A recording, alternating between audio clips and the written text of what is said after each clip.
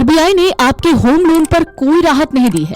RBI की monetary policy committee की बैठक हुई, जिसमें आरबीआई ने साफ कर दिया कि बैंक के उपभोक्ताओं को आरबीआई क्या राहत देगी। आपको होम लोन समेत बैंक कर्ज की ईएमआई पर कोई राहत नहीं मिलेगी। भारतीय रिजर्व बैंक ने अपनी मॉनेटरी पॉलिसी कमेटी में कुछ फैसले लिए, जिसका ऐलान कर दिया। केंद्रीय बैंक के गवर्नर संजय मल्होत्रा ने बताया कि रेपो रेट में इस बार भी किसी तरह का कोई बदलाव नहीं हुआ है और इसे 5.25% पर बरकरार रखा गया है। यानी आपके लोन की ईएमआई पर कोई असर नहीं होगा और ये जस की तस रहेगी। भारतीय रिजर्व बैंक के गवर्नर हैं संजय मल्होत्रा। आरबीआई एमपीसी के नतीजों का ऐलान करते हुए उन्होंने कहा कि न्यूट्रल रुख बरकरार रखते हुए इसे 5.25% पर स्थिर रखा गया है।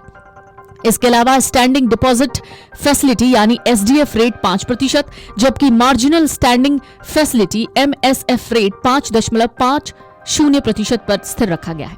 भारतीय रिजर्व बैंक ने रेपो रेट में कोई बदलाव नहीं किया, इसे 5.25% पर ही बरकरार रखा गया है। इसका मतलब है फिलहाल होम लोन, कार लोन और पर्सनल लोन सस्ते नहीं होंगे और न ही उनके ईएमआई में कोई बदलाव आएगा।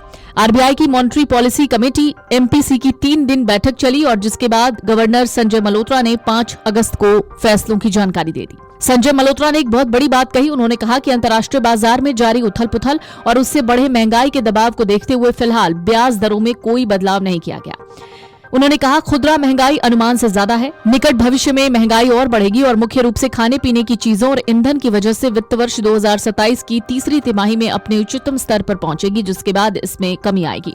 कीमती धातुओं को छोड़ दें तो मूल महंगाई दर नियंत्रण में है और पहले किए गए अनुमानों के अनुरूप है। इस साल के लिए सीपीआई महंगाई दर अब 5% रहने का अनुमान है, जो पहले के अनुमानों से 10 बेसिस पॉइंट कम है। तो आरबीआई के इस फैसले के बाद आपकी जेब पर क्या असर पड़ेगा? तो ईएमआई में फिलहाल कोई बदलाव नहीं होगा। आरबीआई ने रेपो रेट 5.25% पर ही रखा है, यानी जिनका home, car loan repo rate से जुड़ा है उनकी ईएमआई या ब्याज दर अभी नहीं बदलेगी। नए लोन भी मौजूदा ब्याज दर पर मिलेंगे, यानी बैंक फिलहाल होम लोन, कार लोन और पर्सनल लोन की ब्याज दरों में तुरंत बदलाव नहीं करेंगे। नए लोन भी मौजूदा दरों पर ही मिलने की संभावना है। एफडी पर ब्याज में तुरंत बदलाव नहीं है। रेपो रेट स्थिर रहने से एफडी की ब्याज दरों में भी बदलाव की उम्मीद नहीं है। हालांकि अंतिम फैसला हर बैंक अपने जरूरत के हिसाब से लेता है।